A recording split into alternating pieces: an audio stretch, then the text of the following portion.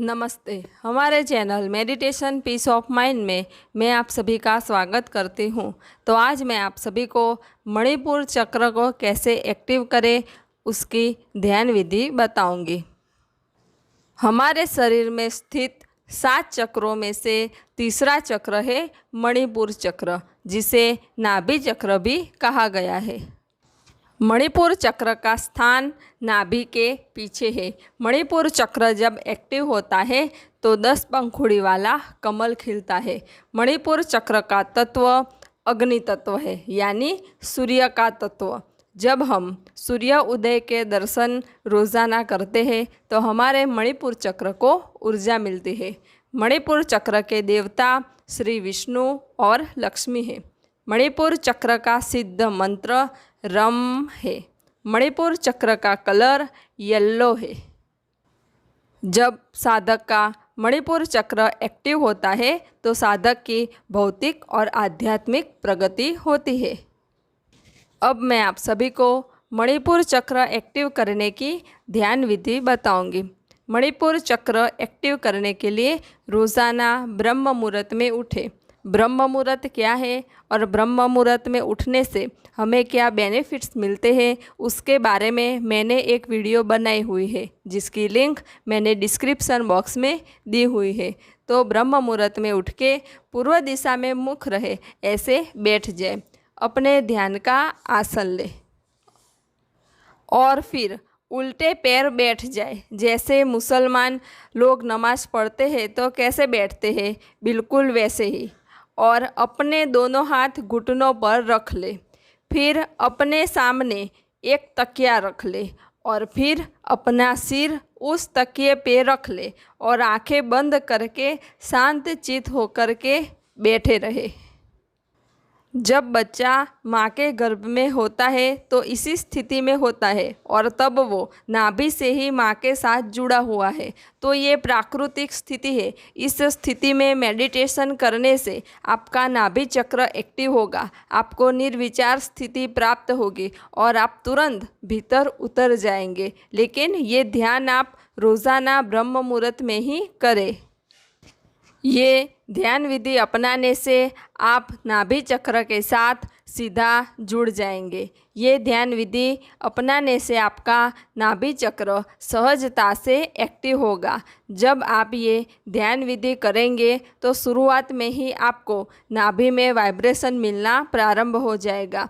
फिर वो वाइब्रेशन आपको ठंडे लगने लगेंगे। जैसे नाभि में कोई गोला घूम रहा है, ऐसी आपको अनुभूति भी होगी। ये ध्यान विधि से आप अपना नाभि चक्र एक्टिव करके अपनी आध्यात्मिक प्रगति कर सकते हैं। नाभि चक्र बड़ा महत्वपूर्ण चक्र है। नाभि चक्र एक्टिव हुए बिना आप आध्यात्मिक मार्ग में आगे नहीं बढ़ सकते। जब हम ध्यान करते हैं तो हम भीतर उतरते हैं, हम खुद को पहचानते हैं, खुद को जानते हैं। और जब हम खुद को जान जाते हैं तो परमात्मा को भी जान जाते हैं।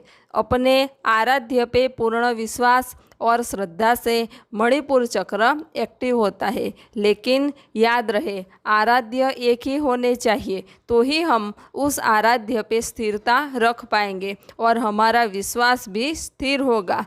तो आराध्य पे पूर्ण विश्वास से ही नाभि चक्र एक्टिव होता है। विश्वास हम तभी पक्का कर सकते हैं जब हमें उस आराध्य से कुछ न कुछ अनुभूति हुई हो।